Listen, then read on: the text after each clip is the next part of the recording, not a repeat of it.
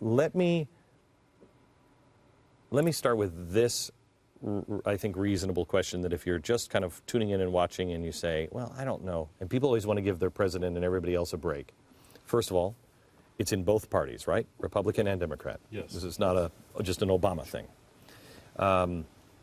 Second, how much clear and present danger are we in on infiltration? How deep? I mean, is this the worst? Is this the one that I saw, you know, for what, March 20th, where the guy comes in and he's, you know, meeting, bad guy, and then the Muslim Brotherhood come in? Is that it? Is that the worst? No, and actually in the documentary tonight, Steve will talk about it's no longer infiltration, it's institutionalization. These people are right at the top of these task force, of these working groups conducting Islamophobia purges, this government-wide. Well, that's why you were thrown out, right? I mean, or were you officially thrown out? I was officially thrown out unofficially. I think you could put it that way. Yeah. Frozen out. There have been people who made it their pursuit to make sure I don't become involved. Right, and this was your job. I mean, you were at the Pentagon, you were the Inspector General. Your job was to go find these guys, and you did. You found a really nasty guy. Well, I was tasked by the U.S. Senate to review the entire chaplain program 2 weeks, 3 weeks after the gentleman who founded the Muslim Chaplain organization was arrested at London Heathrow with $340,000 of Muammar Gaddafi's cash on him. Gosh.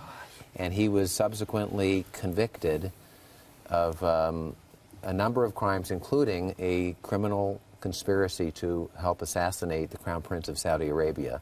And he is convicted, sentenced to 23 years in American prison. And he was the one who founded the Muslim Chaplain organization in the Pentagon. Al-Amudi. His name is, Who, by the way, was sent by the State Department and a goodwill representative from the United States to the Middle East. Have you, because you were with Reagan. Yes. I mean, all of this is a rerun, just with different players, but it is a rerun of the Carter years and the Reagan years, except it's not it's not communist, it's Islamic extremist, but it seems to be the same play, it seems to be the same, exactly the same thing. It's very much the same thing. Everyone now says we won the Cold War without remembering that there were huge fights within the United States and the West in general over the nature of communism and over the nature of the Soviet Union. It's an evil empire, something that we can't say. That's exactly when President Reagan said that in 1982, the lights went on because he restored the relationship between words and reality again. And he did it very deliberately, as Joe knows and the rest of you. And he said, I wanted them to know that I knew.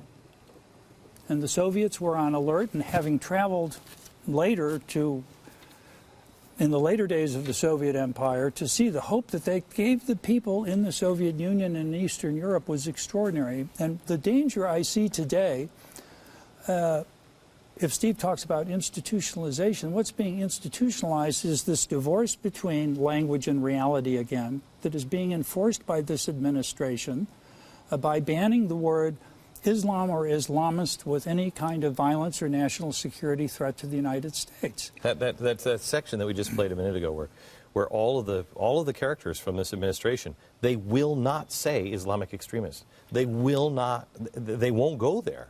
They won't let anyone else say it either. And this afternoon, Kerry Pickett at the Washington Times reported that the FBI's counterterrorism lexicon doesn't even include Al-Qaeda in it. Their counterterrorism lexicon. I think the tactics, too, that the Bolsheviks used, that the communists used, I think the tactics today are eerily similar with the Islamists. Infiltrate, number one. And number two, you never see them coming. Glenn, I have to tell you, I've sat across from these guys, Muslim Brotherhood operatives in Europe, in America, and I will tell you, these are not the guys with the beards and the AK-47 slung over their shoulders. Oh, I know. They are dressed like us. They are eloquent, they are Western educated, fluent in English. They're actually quite charming. And you can see how a naive, liberal, naive, liberal Western journalist falls for it every time, or a government official. They never see it coming. There was a time. Isn't that what's in isn't that the first phase of the project? Yes. Be likable. Yes. Be likable. In the first phase, you are to be liked. It's not until later phases that you're supposed to become violent. There is a process they follow in doctrinal form called the milestones process. And it was written by a man named Sayyid Qutb. Actually, the founder of the Muslim Brotherhood, Hassan al-Banna, spoke to it. This book that Patrick is holding, it says Methodology of Dawah on the cover. But if What is it? What is Dawah? Proselytization. It's The it's pre-violent phase of jihad. Okay. And actually, here in the book, right in the introduction, he says this is a game of strategy. We have to find out and create new friends for Islam and its cause on the side of the enemy. Inside and at the rear of the forces fighting against Islam and its emergence as a force anywhere in this world. This book is standard curriculum for any member of the Muslim American Society or the Islamic Circle of North America. But that's not the real title of the book. Let me show you what the real title of the book is. It's not Methodology of Dawah. If the 1990 memo, the explanatory memorandum, came out in 1993, this came out a couple years before. It's Methodology of Dawah in America, and it applies the milestones process to America. And so everything you see going on, be friendly now, but later it's not friendly. You will see happen. How? You know, it's overwhelming because all of the pieces. I'm glad I believe in God, because I don't know any other way out of this than divine providence and divine protection. How do you even begin to dismantle what has been built? Well, you start by just being courageous enough to tell the truth, to call it as you see it, and that's what an inspector general is paid to do. And it's just amazing that this recent letter from some congressmen to inspectors general, asking the inspectors general to factually describe how the Muslim Brotherhood has come in and infiltrated their respective agency, is treated as if somehow it's not what inspectors general do all the time. But that's a really good start. Get the facts, tell the facts to the American people, and treat them for what they are. I said earlier this week that if we continue this course, and I'm always bad with time frames, but if we continue this course, it won't be long before this network or this particular show could not be done in America because of this. This is the push to ban defamation of Islam. This is what our president sounded to me like he was coming out in support of this week. I've never heard anything like this from an American president. This administration has been receptive to that whole idea, without a doubt. Yeah, you know, this goes back. You mentioned the OIC earlier. Could you explain what the OIC is? The Organization of the Islamic Conference is an organization that was formed in 1969 among the members of the Islamic world at the head of state level. There are 57 member states. We would say 56 plus the Palestinian Authority, but there are 57 states they designate.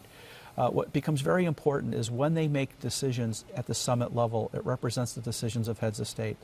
So that when you hear them say certain things or do certain things, they can tend to have the authority of the state.